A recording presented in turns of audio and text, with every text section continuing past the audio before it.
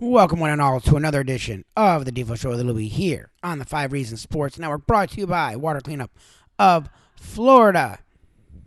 Yes, we've had some rains, we've had some issues. Even when it's not raining, once in a while you do look around your home, your office, and you notice a spot here, a spot there. That could be a leak. Now, my first reaction would normally be to freak out. Well, thank goodness for Water Cleanup of Florida, because you do not have to stress out, freak out. None of those things with the word out attached to it. Take a deep breath, relax, and call 954-579-0356 for media assistance. With over 60 years of combined experience between Michael, Robert, and their entire team, plus the availability, 24 hours a day, 365 days per year. They will clean up your area. They will dry it. They will restore the damaged areas. Plus, with Water Cleanup of Florida, the fact that they're fully licensed, certified, insured, with contractors on staff, they'll make it look as good as new. One-stop shop.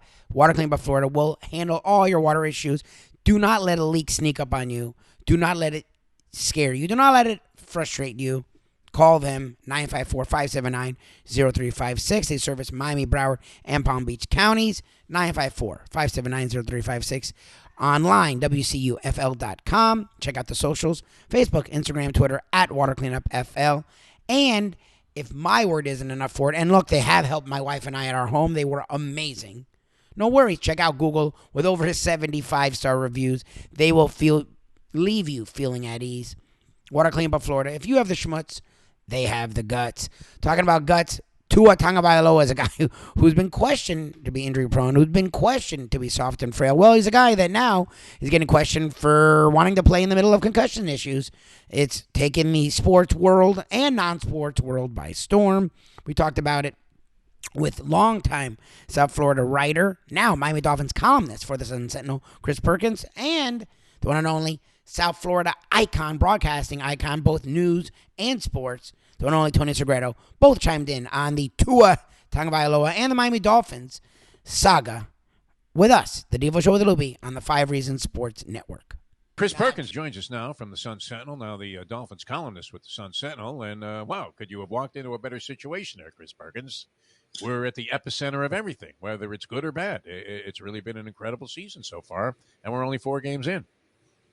I'll say this about the Dolphins. They don't get to the playoffs very often, but man, they're good at making national news, right? Yeah, it's great. If it's not Bullygate, it's Steve Ross getting docked a first round pick, and now you got this concussion scandal. I mean, these guys stay in the news somehow. The incognito thing still was classic. You know, where they ended up having a food fight there. And who was the guy? Martin? What was the offensive lineman? Jonathan Martin. Yeah, Jonathan Martin. It wasn't all that great to begin with, but, man, he really became a sack of jellyfish after that whole incognito thing. And you know, as Gilda Radner used to say, it's always something, huh? Now, the latest, of course, is this concussion stuff. And all right, so I'm confused. You know, the Cincinnati hospital releases Tua. He flies back on a plane, which is a real negatory if you're concussed. I don't think you want to be jumping on an airplane there because I guess it has some kind of negative impact that can be long-term damaging. So they put him on a plane. The hospital is taking responsibility now. They must have been aware that this was subsequent to him having what appeared to be concussive symptoms as he staggered off the field like Trevor Berbick, you know, in the Tyson fight in the previous game. Now, he came back and played in that game, played well enough. Comes, you know, off of whatever examinations they gave him, starts the game. Unfortunately, has a similar type of occurrence where his head hits the canvas, so to speak, hits the field and bounces up, and we all saw that, and then we saw the fingers. But if they released him and he's going through the protocol, how is it that it's already been determined that he's out next Sunday? You know, what's going on with this story? What's the bottom line of this whole thread, in your opinion, Chris Perkins? Well, Defo, optics have a lot to do with it, right? You know, the first incident against Buffalo, that was a fairly big deal, but you know, it was, you know, the whole world could have seen it, but the Cincinnati thing was on Thursday Night Football. And so then you've got, you know, shows like Good Morning America are discussing it, and people who are not even football fans see this video clip, and then they see the Buffalo video clip. And, you know, everybody is jumping to conclusions. Now, look, I wrote this on sunsentinel.com, and Defo, you might be able to relate to this being an old school guy, but Yeah. I said I'd have played Tua against Cincinnati. I really would have, and I'm not even joking. I really would have, and I might have put him back into that Buffalo game in the fourth quarter, maybe not in the third. You remember he got injured shortly before halftime. Teddy Bridgewater played like 3 snaps, and then Tua comes back out in the third quarter. But I will tell you guys this, that if I'm Mike McDaniel, the Dolphins coach, and the doctor has cleared Tua, and I observed Tua on the sideline of that Buffalo game, and he seems fine, I'm putting him in for the fourth quarter. I'm a caveman. I know that. I admitted that. But I would have probably played him in the fourth quarter with doctor clearance and Tua saying that he's fine, and I definitely would have started him against Cincinnati. Now, look, when you hear from all the doctors now, they say there's no way he should have gone back in that Buffalo game. I'll take the doctor's word for it. I don't know anything about concussions, but I'm just telling you guys that my old school thinking, I'd have probably played him against Buffalo, and I would have definitely played him against Cincy. So what's going on here is we're having a revamping, a reworking of concussion protocol and when a guy should come out of the game. And what the fallout is going to be, I don't know. Anecdotally, it seemed like there were more guys going out on Sunday. Yeah, did you see that? With head injuries as precautionary reasons, just because. Yeah. So we'll see how this works out going forward. But I think what we're seeing is a reworking of the concussion protocol and how head injuries are going to be handled going forward. I mean, it strikes me it's a violent game. I know you covered a lot of boxing, Chris, over the years, as did I, being a huge boxing fan my whole life. And, you're thinking, all right, if I'm looking at this from a humanity standpoint, that there's no way to condone this activity. And yet, if you do, the unfortunate byproduct is there may be catastrophic results from time to time. But I don't. Can you really legislate this whole thing out of the game entirely? I don't think it's possible if you're going to have a contact sport like this, especially where somebody's head is constantly exposed on virtually every play to the possibility of incurring some kind of trauma. Yeah, and you know what, Defo, and I was telling somebody this yesterday that in a way you can kind of compare it to boxing, right? Where the referee is in the ring and a guy has gotten knocked down and now he's getting a standing 8 count, and half the crowd is saying stop the fight and the other half is saying let it go, and the corner guy is saying no, I've seen my guy get through worse. Let him go. And it's just and there's no, as far as I know, there's no hard objective thing. Like if it's like in school, if you get a 59, you fail. If you get a 60, you pass. This is judgment. This is judgment. So it's a really, really tough situation. And if you err on the side of caution, I wonder if it's going to affect the fans' enjoyment of the game. Because look, let's face it, that violent element of football is attractive to a lot of fans. And if guys start coming out of the game with quote unquote what used to be considered minor head injuries, I wonder if fans will enjoy the game as much. But on the other side, and almost as important, advertisers. They're watching both sides of this thing, the football fans and the non-football fans. And I think that, that's where the optics actually, matter, because the NFL cares about money, just like with kneeling during the anthem. And so if advertisers get involved and start popping off, I don't know which way this policy goes. Well, Perk, and look, you've been around this organization a long time. You're covering them again now. You've been around the league, and when you're covering this team, you in lieu cover other teams because you're there. You're at the game. Whether you're in the locker room or not, you're still covering both teams in many ways. One thing we've praised McDaniel for is being this new forward guy, this progressive dude in the way he talks, acts, and coaches. That's the reason I've sort of come to his defense in this regard, because it makes no sense for him to totally just do the James Woods, Al Pacino, Any Given Sunday thing. That's just not who he is. Everything he says in line with that. Do you have any inclination that there was anything afoot with the Dolphins, nudge, nudge, wink, winking the doctors? Because to me, that's the only thing I've been aghast at. The outcry is, well, the conspiracy, the cover-up. And it's like, the NFL has strict protocols. Like, it has nothing to do with the coach at this point. And McDaniel doesn't seem like he's the guy that's going to go against that. No, you know what, Lubie? I was told, I spoke to an NFL coach over the weekend, and he told me that coaches are pretty much kept out of this whole process. Like it's a medical process that the coach is consulted when you tell them the guy can go back in or the guy is out for the rest of the game. But it's not like they go to the coach. It's not like the doctor goes to the coach and says, well, do you really want me to clear him? That decision is made without the coach from what I've been told. So, but here's the problem. And my colleague, Dave Hyde, the fine columnist at the Sun Sentinel, pointed this out, that according to the protocol, the team doctor has the final say. It's not the UNC, the unaffiliated neurotrauma consultant, I believe is what UNC stands for. But here's the problem with that. Number one, that's where the kind of fix could come in, because the team doctor is a team employee. And so, it's to the team's benefit to get the edge there, get the benefit of the doubt, so to speak, and clear the guy. That's number one. Number two, a lot of these team doctors are orthopedists. And so you have an orthopedist doing a neurologist job. And as I wrote in the Sun Sentinel, that makes about as much sense as having the neurologist determine if your quarterback has a torn ACL.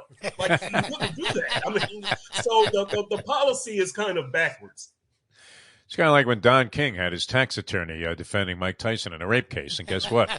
He went away. Won't be seeing Mike around here for a while. Chris Perkins is our guest here. He's the Dolphins columnist for the South Florida Sun Sentinel and does an outstanding job. Been around the league for a long, long time. Where does this leave us? So, I consider Teddy Bridgewater to be competent. We all wanted to see. I mean, it's disappointing because we were, hoping to see if Tua could demonstrate this across a season, the promise that he's shown so far in the early portion of the year. He hasn't been perfect, but seems to be, uptick from what we've seen from him in the past. And maybe with the possibility that he'll be able to sustain this over a long period of time, and the Dolphins will be a playoff team. Where does that lead them? Because this is another one of those examples that we always talk about, and Tony's going to join us in a few minutes here on the show, Tony Segreto. And it was the old Segreto syndrome, where he would pick, the games for the season when the schedule came out. You could not have depicted what the circumstances would be for this Dolphins-Jets game that is coming up. On the schedule, looks like a gimme. Jets suck. All of a sudden, they're winning ball games. They get their Zach Wilson back, and the Dolphins find themselves in a little bit of a quandary. So where do they stand right now going into this week? You know what, Defo? It's a very weird situation from a lot of standpoints. Number one, let's look at Teddy Bridgewater. He's the quarterback that a segment of fans didn't want to see, right? Everybody wanted to see Tua, and there's another segment saying, play Skylar Thompson, see if this guy is worth it. And there's poor Teddy right there. So you got that working. But you've also got the thing of when you talk about things don't always go as planned, this is Tua's third year. And a lot of people were saying, we're definitely going to know about Tua after this year. And I was like, well, you never know. Things happen to pop. What's going to pop up? Well, this pops up. It's the unforeseen. And so that brings us to this Dolphins-Jets game. Like you said, Defo, a lot of people just had that W penciled in for the Dolphins, but now all of a sudden Zach Wilson is back for the Jets. The Jets are a 500 team. And look, you guys know it's not a winning recipe in the NFL to go on the road with your backup quarterback. So, and look, we don't know Xavier Howard's status. He left that Cincinnati game with the groin injury. And, the Jets have three decent receivers. None of them are great, but decent receivers, Garrett Wilson and from Ohio State and my Corey Davis and Elijah Moore. Yeah. And so, they look in a weakened secondary. They could good job by you naming off the three Jet receivers. Wow, I know it's a sickness. It's a sickness, Defo. I'm in rehab. I'm in a 12-step program. So there's reason to be concerned. I still think that the Dolphins win.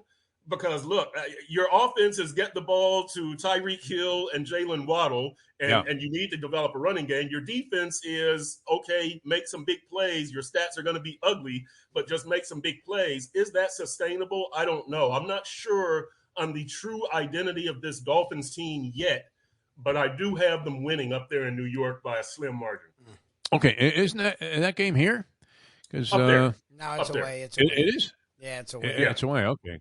Or even if it's not, I better change my flight. Yeah. it's away. Okay, you're going up there. It was hard for me to tell in my odds sheet here because they have the Dolphins capitalized because they're favored, and usually that's emblematic of them or the team being the home team. So they're favored by 3 over the Jets on the road. I did see this in the beginning of the Bridgewater appearance in the Cincinnati game. It did appear that McDaniel was capable of doing similar things, and fans get lost in the whole idea that this Skyler kid, who impressed during the preseason, wasn't doing any of the sort of things that they're now doing in the regular season. Bridgewater seemed capable of doing that, except for that one, misconnection there where Gesicki goes inside and he throws the ball outside for a pick. It didn't look half bad. I mean, he even threw the ball deep. We know he's got experience and, is confident and competent. Came back from an horrendous, what looked like a career-ending injury and showed himself very well after that. So why wouldn't the people have faith in Teddy Bridgewater? Well, I think it has to do with that brief Buffalo appearance, and not only, I think more people were excited about Skyler. You know how the number 3 quarterback is often the most popular guy in town coming out of training camp, and so I think that there's a curiosity there with Skyler. If I could hijack the show for one quick second, I see that Jim Sarney, my former coworker at the Sun Sentinel, has texted in what are the specifically are the protocols and how many different things. We know that players at the start of the season, they have a baseline test that they give them, and that's what they compare everything else to. But we don't know exactly what they do in the protocol, what questions they ask them, how long it takes. We don't know. We know that when the players before they're cleared to return to action, it's a 5-step process. But if you're talking about what exactly they ask them in that blue tent and in the locker room, we don't know. We don't know how many questions. We don't know what the motor skills tests are. We know what they go through to get back onto the field, but we don't know what they go through to get back in the game. All right, you guys can have the show back. Thanks for texting. Sony's great. No, Sony is the quasi-producer of the program. All programs, as a matter of fact. And remember, he was a media critic guy. Right, exactly. For a long time with the Sun Sentinel, among his many hats that he wore. So we always are receptive to any of his ideas, even though he's far more out there on the sports ledge than we are, where he will watch anything, this guy. I mean, mutant pygmy, pickleball. And he's like, are you watching this? I'm like, no, Jim, I'm not. Women's mutant pygmy pickleball. Chris, have a good trip up there to New York. Now, is there anything special that you do when you get up there? I mean, what's going to be the MO? Chris Perkins, the former party animal guy. We used to love having you on Mondays on any of our morning shows. Going back in the days with Joe Rose and Goldie and all the way back, because we just didn't know what we were going to get. So, what's the process going to be like when you get off the plane in New York? Well, the old Chris Perkins, my Saturdays now, there's a little party animal in me. I spend the days drinking beer and watching college football. Okay. So that's it. And Admirable. then I'll stagger my way to dinner somewhere and be in bed early and up on Sunday. So that's what I'll be doing on Saturday. All right, go to Louis. I think it's in Brooklyn, the restaurant that was in The Godfather. Try the veal. It's the best in the city. That's our recommendation. And that's also from Mayo. He would say the same thing. Chris, always a pleasure having you on the show. Thanks so much for joining us and trying to help us clarify a few things that seem to be, like a concussion, a very cloudy issue with the Dolphins and what's happening in the NFL. Thanks for being with us, my friend. All right, guys. We'll do it again. All right, okay, very, very good. Chris Perkins. All right, Tony Segreto is standing by here and getting ready to join us here on the show. We got a little late going to Tony because I was yapping too much at the beginning of the program. Can we pop Tony up and just introduce him to the people here? And then, oh, look at him, Son's hat. I didn't recognize him at first. Did you, Lubie? Did you know that was Tony? Well, I mean, I know it was. Are you wearing a straitjacket, Tony? I mean, on the video, it appears that's a jacket. Sweatshirt. Oh, okay. Nice to see you too, Defo. Glad I could accommodate your holiday. It's more I'm Actually, okay. why don't you just get Chris Perkins on? I don't really need this hour. Are you Jewish too? I mean, as of tomorrow. I mean, what's going on? Because Lubie's punking out on me, and so is Mayo tomorrow. So I have a day off. I was asked to do this today as a favor to Lubie, and for all he does for me, I figured the least I could do is do this. All right, very good. That's the plan. All right, well, before we get going, we're going to introduce a segment here, but we wanted to pop you on, and, we'll be able to carry it a little past 9 o'clock if that's okay with you. But Tony Segreto brought to you by Texas Roadhouse Restaurants and Catholic Health Services. Nice to see you this morning. Good to see you. Where do you stand on all of this, Tony? I mean, what do you think? I mean, you've been following this stuff. Here's what I think. I think no matter what the Dolphins do, they can't stay out of trouble. Yeah. They can't stay out of being scrutinized. They can't stay out of being investigated. It's like they're a bad penny. They just keep showing up. They're no matter what they do. I mean, they're basically, it seems like they're the Eddie Haskell of professional football. It's crazy. Even if they are completely exonerated, and I don't know why they shouldn't be, or if they shouldn't be, they just can't stay out of the darn news. It's always negative. It's always damn negative. And Mike McDaniel has done, to Lubie's point, I just find it hard to believe. Listen, back in Shula's heyday, okay, if Shula wanted a guy to play, he told the doctors, I don't care what needs to happen, you got to get him out on the field. Period. Done. That's why Jake Scott left. That's why Jake Scott demanded a trade. Because he said he still had the shoulder separation. Shula said he could play. He said he couldn't. And the two went on for 20, 30 years without speaking to each other. Thank God before both of them left us to go to the Lord, they both, kind of made up and they became really good friends. But that was back, in the 70s and 80s. We're in a much different place now. We're much more aware of what these injuries do to players. We've seen it. We've seen it happen to our own, beloved 1972 Miami Dolphins. I mean, just pick the player. Jim Kick, yeah. Bonacani. So, Nick Bonacani. My goodness gracious me. Later in life, so you gotta say to yourself, okay, knowing Mike McDaniel, from everything I have heard, and I have heard from, the top of the top who just absolutely love this man. I have a hard time believing that he would break that protocol, especially when it comes to Tua. All right. However, who knows what goes on listen, they could be building an A-bomb back there because you can't get back into the facility. I mean, it's like the CIA, and I just nobody can get in there, not even the owner. No, but nobody's allowed in there. But here's the thing: I find it in this case, I'm the first to jump on them because of all the missteps they've had and how there's been there seemingly has been some underhanded things. But in this case, from the coaching staff to Mike McDaniel especially, I find it hard to believe that he knew what was going on or had kind of was in it, wink. And listen, there is not a player who is not going to tell you they're okay to play. That's there just isn't. You can't count the players. They always want to play. It doesn't matter if they can't walk, if they can't do whatever. They're going to say, "I'm ready to go, coach," and you can't change that. So that's a couple of things strike me. And it's always going to be a mystery. I can't imagine. And maybe I'm naive, but which I try not to be in these situations. And rarely would I defend the National Football League in a case like this, but. I can't imagine the Dolphins would want to throw a concussed Tua Tagovailoa out there against the Bengals to help them preserve their undefeated record when they have an opportunity there to really do something. I can't when they have a guy that may be pretty close in terms of his overall accomplishments in the league in Teddy Bridgewater, who did have success with Minnesota and looked like he was really a guy who had figured out how to play quarterback in the National Football League, and then.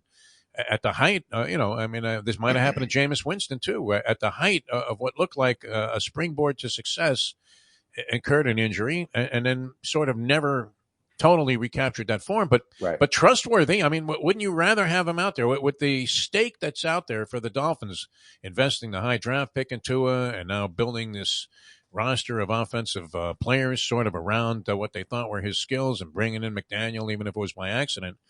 I can't imagine they would compromise that for one game on a Thursday night By sending a guy out there that was seeing bugs. I just can't imagine. I agree with you. But here's the bigger question is, why was he back out there on Thursday night? Because he seemed fine, I guess, and he got clearance. I mean, that seems to be that seems to be the root of this question. It's a fluke. It happened again also, that he hit his head in the same fashion. It's just it's nuts. He was thrown down violently. Yeah. Why wasn't the guy flagged? There's another thing. Why wasn't that? I mean, it's just some interesting thing. No penalty there. What did you say? I know. Tony? That's what I'm saying. No, I said why was it? I know. But I agree with you, Defo, and I hope Terry Bridgewater. I really trust Mike McDaniel. I don't know what it is. There's something about him that I trust. I trust that he's going to put him in situations to succeed. Now, whether he can live up to those expectations, that's up to Terry himself.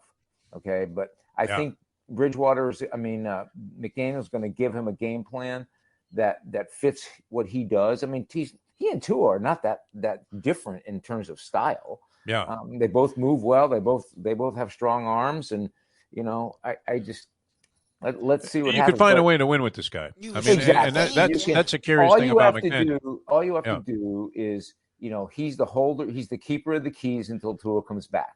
He's got the car keys and the bus keys. So he's just got to make sure he keeps him in his pocket and doesn't lose him. And it's sort of like, what the quarterback in Dallas is doing. No matter, it's going to be, Rush is going to, listen, it's going to be a controversy for sure. But it's been stated he's holding the keys for Dak Prescott, and that's it. So and Terry or whoever is going to drive this bus now is going to be holding the keys for Tua. I don't know. Jerry Jones was holding Dak's contract above the shredder after 2 weeks of looking at Cooper Rush. But Jerry is just. I can't imagine. I really, for the life of me, you could say whatever you want. In the Dolphins organization, it's interesting that you mentioned that about Shula and everybody was going to play because we both our mutual friends O.J. McDuffie, terrible advice from team physician. Yeah. Remember Joe Rose splitting for California and coming under the ire of Shula for going on his own because he wanted a second opinion about a shoulder, which it turned out he was right. Yeah, we can go down the list. Mandich, Scott. I mean, on and on and on and on and on. We go down that list. But I am with you. I just find it really, in this case, find it hard to believe that they would. I can't imagine that they would sacrifice it's just a different conspiracy. Era where Perk said it. Like, even if the coaches wanted to, they're just not involved. Like, there's a reason why it's set up how it is so that this can't be an issue. Like, the coaches, even if they want the player to play, which of course they do, it doesn't matter. They're not involved. Like, McDaniel said it. Like, even if he wanted to conspire, he can't. They take it out of the coach and the player's hands, which is what they should. Yeah. And on a Thursday night game after this injury occurred, I mean, it's even less likely, in my opinion anyway, that they would go ahead and say, oh, geez, every doctor's saying that this guy, if he gets hit in the head again. Look, it's an interesting thing we're trying to figure out here because, first, you do want safety for everyone. You do want safety for all players. But we also know it's football.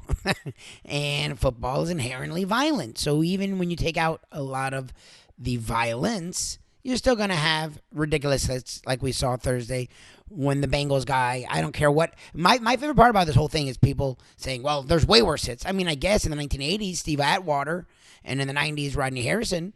But no, nowadays there actually isn't worse hits. Actually, in this day and age, they've limited the tough hits. Tua, 1 week versus the Bills was a cheap shot that they did penalize. The next week versus the Bengals was not penalized. The player literally, and look, Tua needs to learn to get rid of the ball. Honestly, that's the thing sort of getting missed in all this because his safety, his health is of the utmost importance. But Tua had an opportunity to get rid of the ball 3 different times, and he held on to it too long, leaving himself open to get hit. Now, the Bengals player, all he had to do was bring him to the ground because, as we know, Tua's not a big dude. No, he grabbed him and flung him and body slammed him, and it never got a penalty. And that's ridiculous. Now, Tua was cleared from the issue with the Bills. He has not been cleared. He's still in concussion protocols for his violent hit versus the Bengals. He's going to be out versus the Jets. How long? I don't know. Now this call for him to retire. Guys get hit. Guys get hurt. That's this sport. Now, with what's going on, the optics is there. It seems like he's passed every single test, and it seems like he's fine. However, you have to be smart. You have to be safe, obviously. If you're the Dolphins, to me, he misses this game, and then we'll see.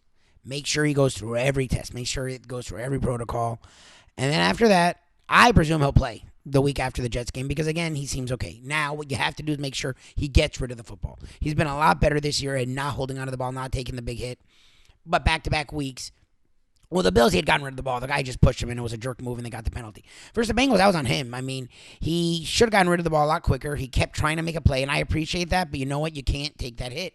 You just can't. So we'll see what the long-term issues are for that hit. It feels like to me he doesn't need to end his career. He doesn't need to retire. It feels like the Dolphins have done everything right. If you're asking coaches and players to legislate when to play, that's dumb and that's naive and that's just stupid and ignorant because they're all going to want to play. The players want to get out there, especially Tua. This is a year he has not had his contract picked up. This is the year that a lot of people think either he's here or he's gone next year. You know, he's looked really good and he's been as strong as he has been since his Alabama days. So he wants to be out there. So you can't expect him to not try and get out there, especially if he feels okay. The Dolphins, I believe that they have his best interest at heart, but they also want to win. And they also know Bridgewater's okay. Tua's really good. And the offense is explosive when Tua's out there. So, of course, you're going to want him out there. Put it in the hands of the doctors. And the protocols do that. Everything the Dolphins did was put in the hands of the doctors. The doctor said he's good to go. So it falls on the doctors. Make the protocols stringent. Make them even more strict. Do whatever you got to do. But it isn't on the Dolphins. And it is on the coaching staff. And it isn't on Tua. It's on the doctors. The doctors cleared him. He played. They haven't cleared him yet. He's not playing. And now, look, even if they had cleared him, you're not playing him this week. You're just not. There's too much going on with this. You can't play him. But like Mike McDaniel said in his press conference after the Bengals game, the question is, once you start if the doctors say he can play and then you don't play him, when do you play him? When? When is it okay? Because we're already ignoring the doctors who are already saying he can play. So I presume as long as he's cleared, he'll play after the Jet game. We shall see. Appreciate Perkins' time. Always fun talking to Tony Segreto. And if you want to check us out each and every morning, you can do that live, 7 to 9, South Florida Live on YouTube, or look up on Google, South Florida Live. On YouTube or Google, The Defo Show with Lubie. Check out our national podcast, The Believe Network, BLEAV.com. Search After Hours. And right here, our South Florida content most days on The Defo Show with Lubie on the 5 Reasons Sports Network. Hey folks, Tony Segreto here. You know, since day one, Catholic Health Services has been part of Old School. And since we've started letting people know about them, it's changed their lives. You see, Catholic Health Services, while being recognized as one of the top places for stroke rehab in the country, it's also about a group of people who not just excel in what they do, from the doctors to the nurses to the therapist, on and on and on. It's how they do what they do every single day that separates them from the pack. They do it with a passion, unmatched, and the inclusion of family in every step of the process. Trust me when I tell you this. If you want the best, unmatched rehab with a special group of skilled, caring people, there is truly only one place, and that one place is Catholic Health Services. These days, we're all looking for comfort anywhere we can find it. Thank goodness for Landlubbers Raw Bar and Grill in Plantation, because they are making sure you are as comfortable as possible. First of all, they're not only open for delivery and pickup. All you have to do is go to landlubbersbarandgrill.com for both pickup and free delivery. You're going to have the best wings in the world. You're going to have a great burger. You're going to have their amazing soups. Again, Landlubbers, Raw Bar, and Grill. It's nice and easy. Just go to landlubbersbarandgrill.com for both your pickup and free delivery. Thank goodness for Landlubbers for making you always feel right at home.